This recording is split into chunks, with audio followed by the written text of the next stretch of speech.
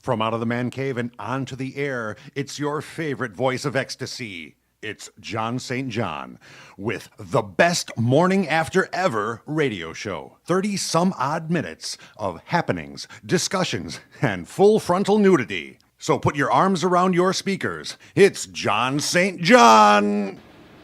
Hey, good morning, everybody. It's been another wonderful week. It's Friday. Thank God it's Friday. Yes, it is. You got John St. John here with the best morning after ever radio show on a very, very cold Friday. I thought it was supposed to warm up this week. I don't know what happened. I'm sitting with my one of my regular co-hosts now. We have Cindy here. How you doing, Cindy Lou? I'm She good. told me off the air. She's Cindy Lou Hoo-Hoo. I am Cindy Lou. Uh-huh. Yes, I don't know if you're as pretty as that little girl in the Grinch. I'm sorry. I thought better, but You think better? you know, things So vary. we're cuddling. Nobody can see this as radio, but it's very cold. It's cold. It's cold in the I studio. thought they said it was going to be in the 40s by the weekend. It's like 10. So much for that. And it's November.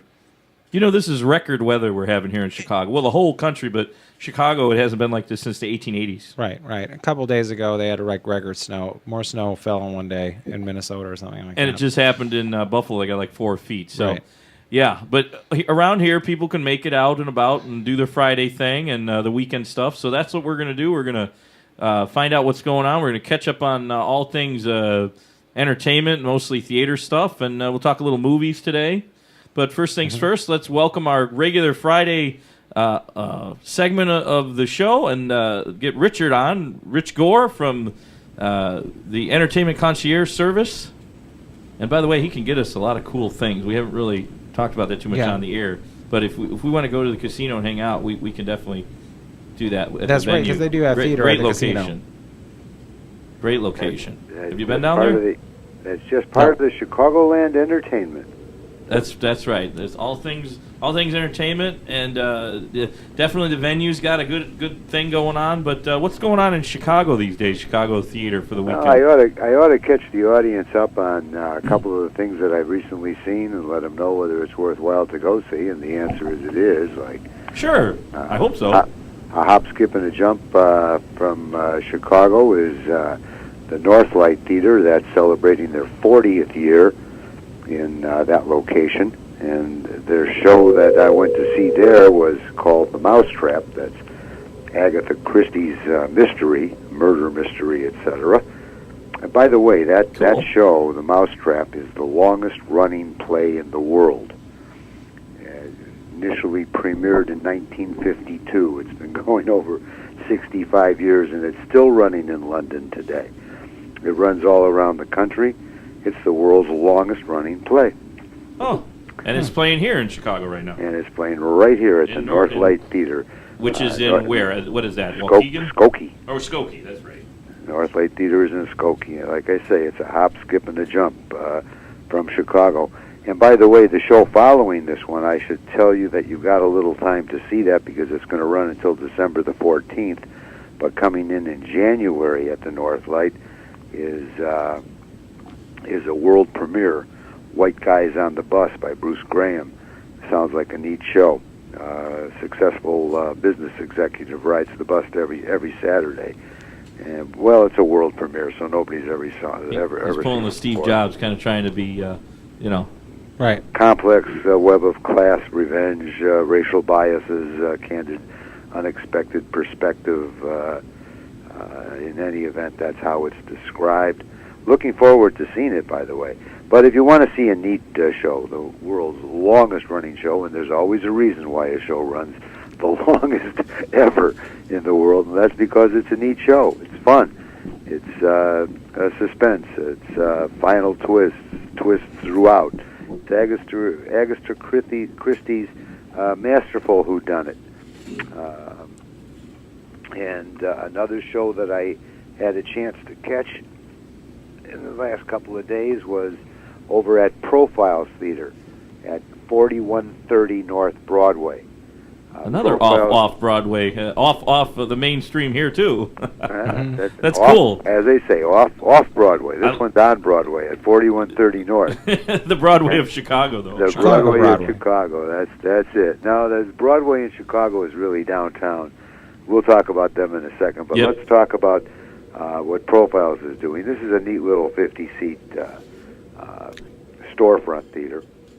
As a matter of fact, they have 2 theaters in that location in the same block. And this is the day in the life of a cab driver. And this is, again, one of Chicago's longest-running shows. It ran for about 9 years here. It's a revival. It features a cast of 34 actual actors on stage. And one of the original guys that was in it, Richard Katowski, who's been doing recently all sorts of film and TV stuff, like Chicago Fire and Chicago Code, and A Very Harold and Kumar Christmas.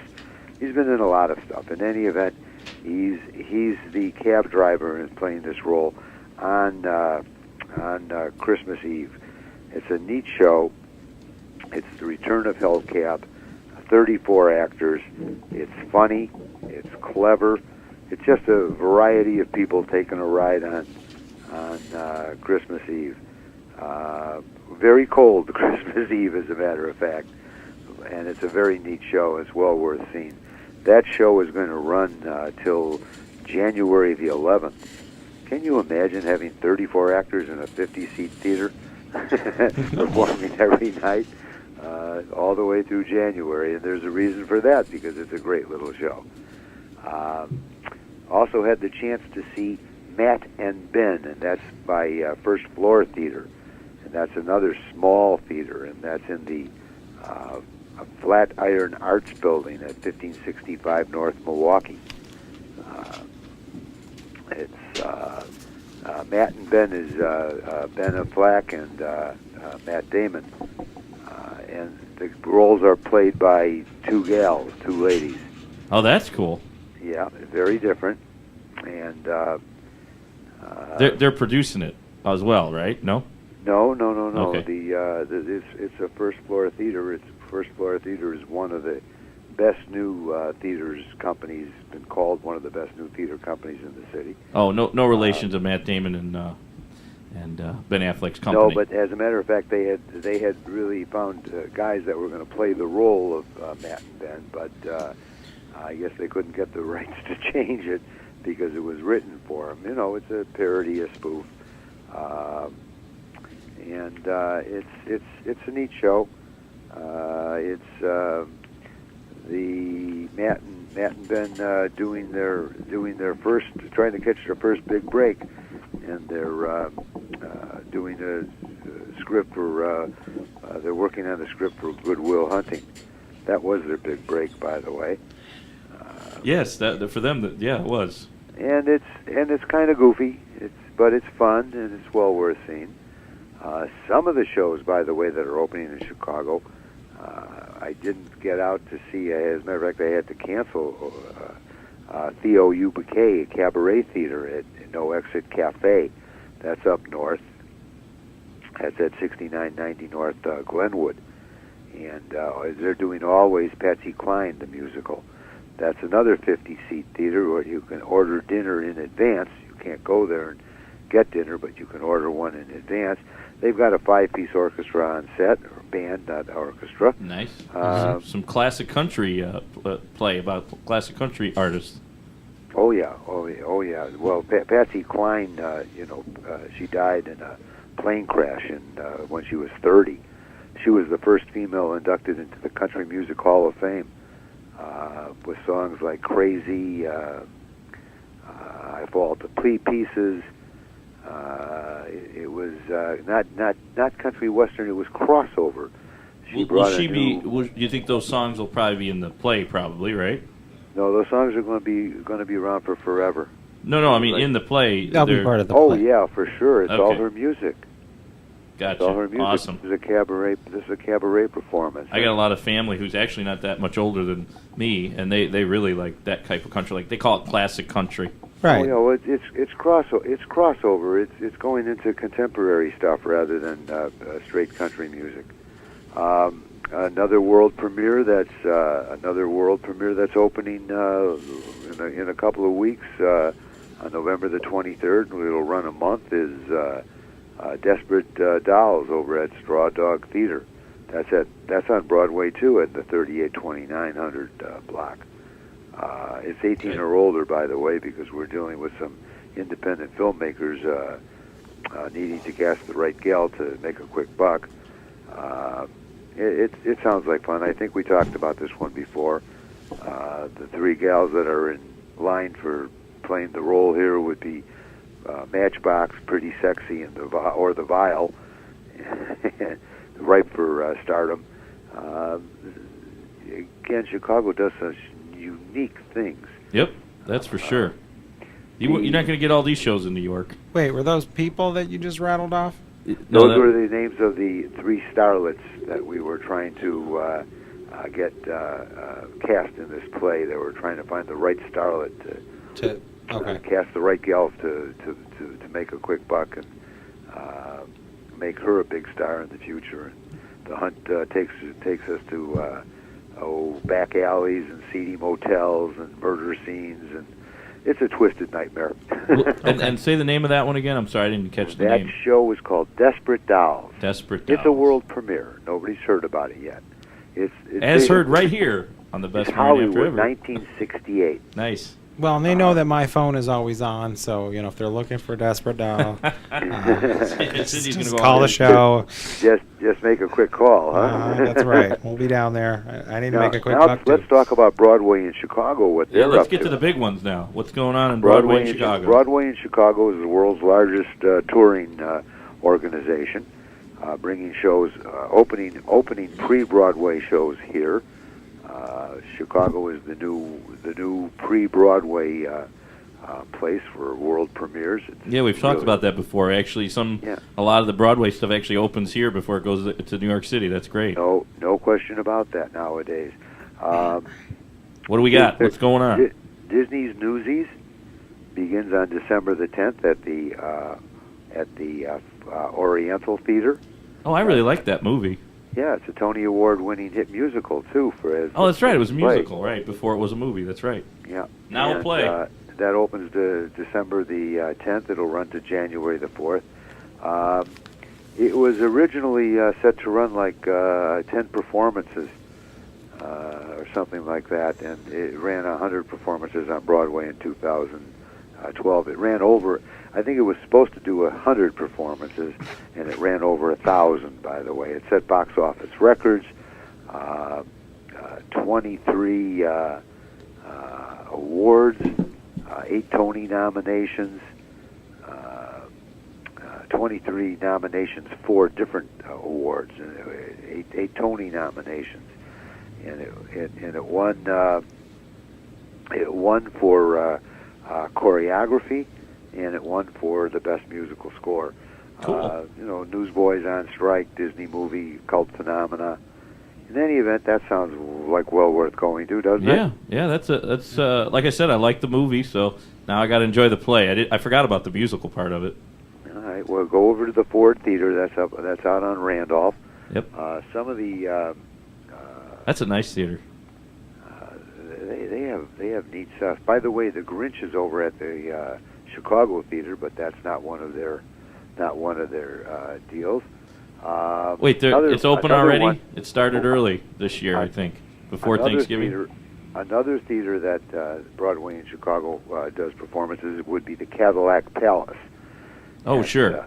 Annie, the Tony Award-winning Annie, is at the Cadillac Palace for 2 weeks. The sun will come out. That's going to run till November the 30th. Let your bottom down. Dance, choreography, music, and also at the Cadillac Palace, by the way. I was singing Annie. That was me singing Annie. December. Cinderella.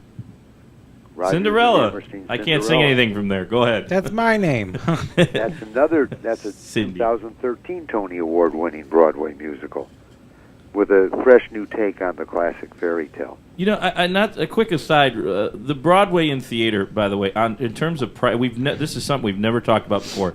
Pricing. Now, if you're seeing it here, instead of going to the other big theaters, they're going to say Vegas or of course Broadway. The pricing here is much better, isn't it, or is it about the same? Oh no, it always depends on seat location. And there are a lot of seats in theaters that you can get very inexpensively. Even in New York? Chicago has hotcakes. Okay. Now, I just thought New York was always ridiculous. John St. John, the one thing that New York has that Chicago really doesn't is they've got a lot of stars performing on Broadway.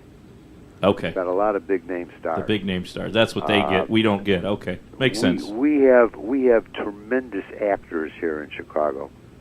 We are loaded with talent in Chicago. And they're just not as necessarily as world-renowned, not known. the recognizable star-quality names that you're going to find on Broadway. Gotcha. That's the big difference, that's I guess. one of the reasons for the heavy ticket prices in New York. Got it. Yeah, they got to pay the $1 million salaries, right? Right. Right. I mean, if you want to go see Michael Keaton in a play. They pay big bucks in. And by the way, there's only like 1 out of 10 shows that really make it, that make money. So they open a lot of shows here, there, and everywhere that just don't make any money. Yeah, that's not unique to Chicago. That's the whole entertainment industry, theater that's the whole industry. Theater scene. So, theater scene, yeah. So when you get, I just mentioned a whole list of award-winning shows that have made money. When they win the awards, they make the money because they get the publicity. Another show that they're doing is Dee Schneider's Rock and Roll Christmas Tale. Dee Schneider was the lead singer from Twisted Lizard. Twisted Sister, of course. Twisted Sister. I had a chance to work with him once. It was great in Vegas. But I was thinking of the little the little restaurant called Twisted Lizard. Oh yeah, no, he's in Twisted Sister, and not Twisted Sister. Yeah. He didn't name it after the restaurant, Yeah. but he used to be a radio guy. He was a radio guy for a long time. I think he still is. I don't think he's in radio anymore. Yeah, Dee Snider's House of something or another. I don't think it's on Sirius anymore. It might be. I don't know. This is another world premiere, by the way. This is a world premiere here in Chicago, and it's a new family holiday musical at the Broadway Playhouse. That's the old Drury Lane Water Tower. It's in Water Tower Place, right off of Michigan Avenue.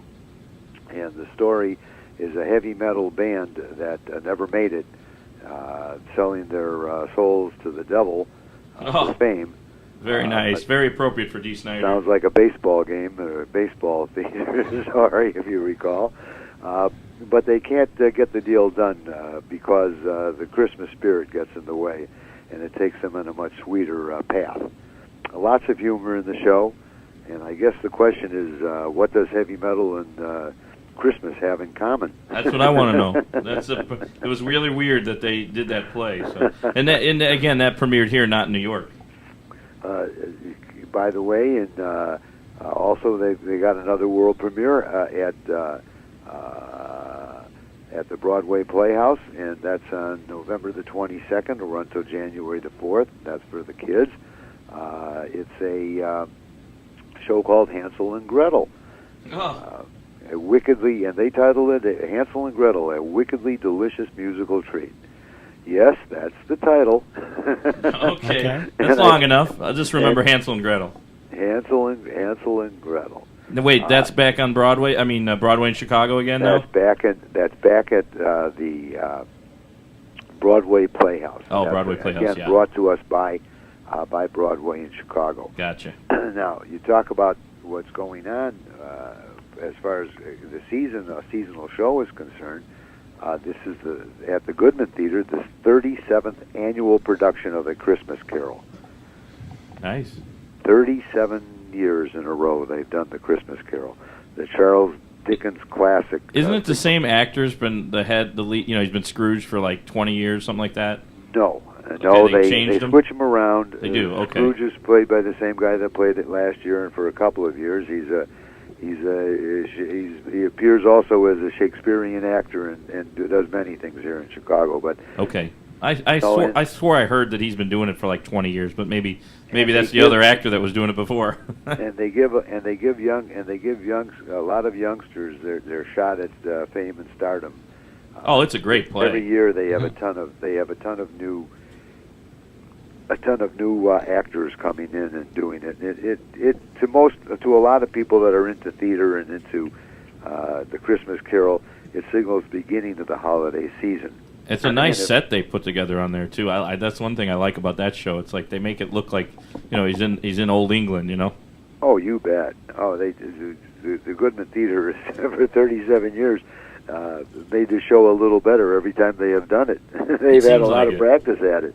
Yeah, after almost the 40 years. staging is wonderful. The costuming is wonderful, Yep. and the actors are wonderful. Remember, you have to try out to become a performer in these in this particular show, and you get a lot of credit if you make it as one of the performers in the Christmas Carol, because the Goodman has an international reputation. That's great. They're known all over the world as one of the best theaters in the country. See, every week when you're on, it makes people want to come to Chicago and check out the nightlife here in the theater district instead of Broadway in New York. I'm not saying they don't want to go there, because we're probably heard in New York as well. But it's cool to check out Chicago, definitely. And then on that note, we have to take a break now. So I thank you once again. That was Rich Gore, your entertainment concierge, on with us hopefully every week to tell us about what's going on. And I always want to see all these. I can't get to them all.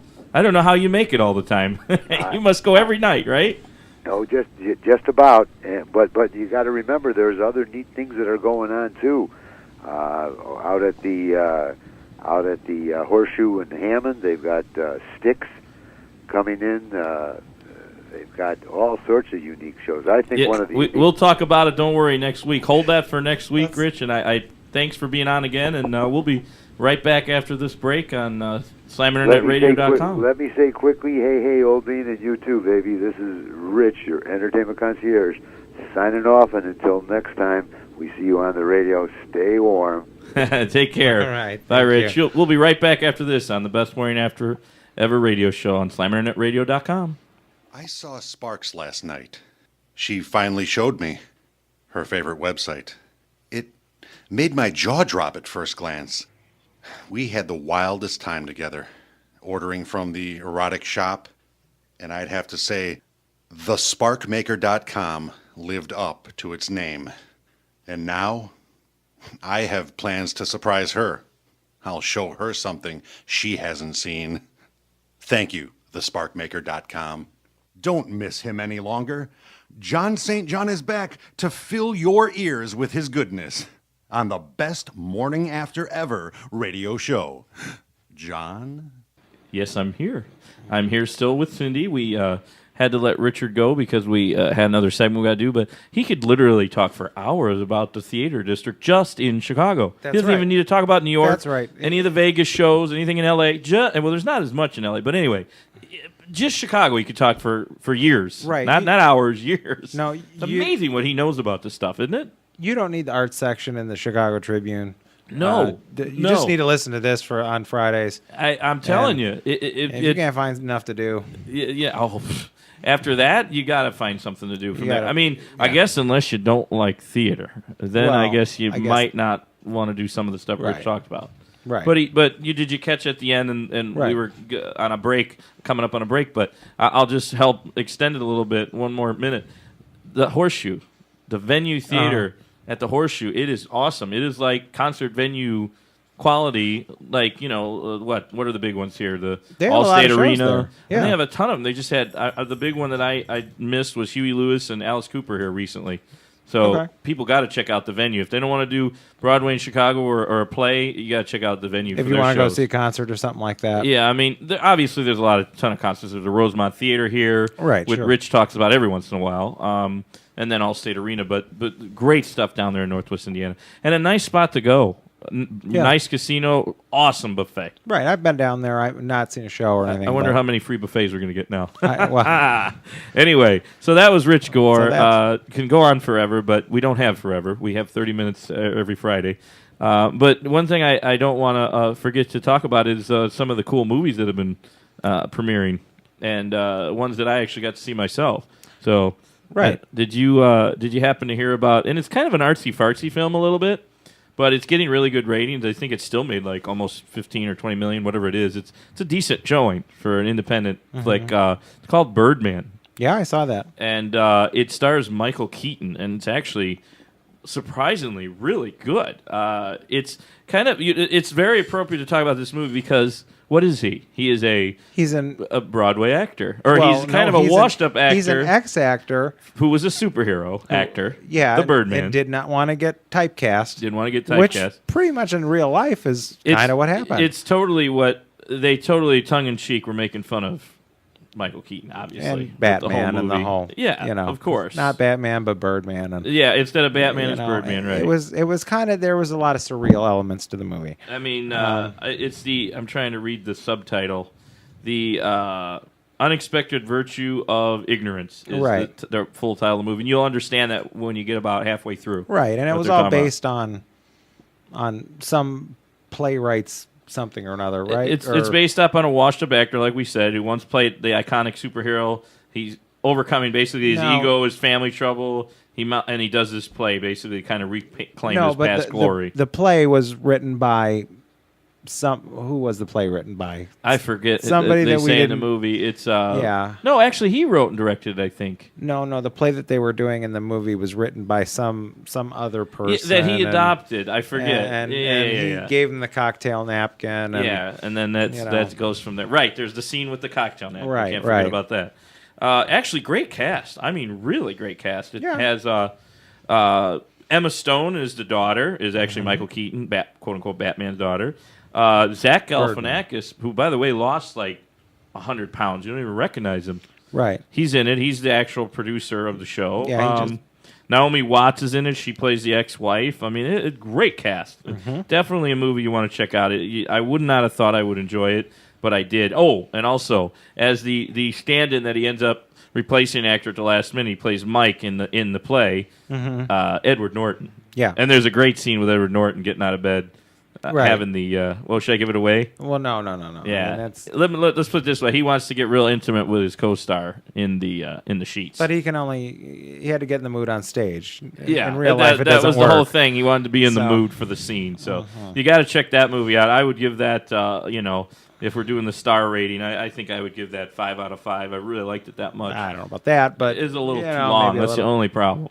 Yeah, I think it was just 4 out of 5. What are you saying? 4 out of 5. You have to really be in the mood for that type of thing. That's what I'm really saying. High action or anything like that. It's totally appropriate for what we were talking about with Richard. I think his audience, the people that listen to this show, would enjoy that movie greatly. I would. Yeah, think. I would think so. I could be wrong, but am I going out on a limb on that one? You think? Well, no. I mean, I think it's probably about par for the course there. It's. I mean, it was a well done movie. It was done by I believe all foreign directors. Yeah. I just X'd out. I can't remember the director's name offhand. Well, they all had pretty foreign names. So I changed my page. I like the music at the end of the movie. That was cool too. Yeah. And then they do a little. I'm not going to give it away. So go check out Birdman with Michael Keaton. It's still playing. It opened actually 2 weeks. Actually, it opened about a month ago worldwide, but only in like select theaters. So. Open everywhere now. You can see it, the Thanksgiving movie. But I guess it's not really a family movie. That's more of like... I don't think I'd take the people in the entertainment business would enjoy it, No. But I still liked it a lot. But one that is good for, actually, not the kids, but the parents are going to like this one, is a war movie. Anybody who's a war aficionado is going to really like the movie I saw called Fury. It's the Brad Pitt flick that's out right now. It's with, they're based on 1945 war drama, and they're in Germany. And, so, and it's a really good flick with him. Logan Lerman is he comes in as his gunner, he's his weapons guy, and it takes place in the war-torn time of Germany, where it's right at the end of the war, and they end up actually taking prisoners, and they end up getting in a relationship with them, and then something really tragic happens. I won't give that away, but I would probably give that one 4 out of 5 as well. I guess I'm being very generous. I suppose you are. Great movie. And then the last one before we wrap it up is I'm not really recommended, but it got so much hype, I might as well talk about it real quick. Dumb and Dumber 2, spelled with the T-O. Just as a joke. They're back, actually. Surprisingly. Jim Carrey is back with Jeff, with his co-star, and it's actually really bizarre the way they wake him up out of a coma. And you just got to check it out. It's a silly movie, but that one's good for the kids. That's definitely a Thanksgiving. We're coming up on the holidays. That's definitely a Thanksgiving flick. So those are my 3 that I saw, and you definitely want to check out with the kids, that one for sure. So anyway, on that note, we're going to wrap up, and everybody, have a good weekend. Keep listening to Slam Internet Radio and the best morning after ever, every morning right here, slaminternetradio.com.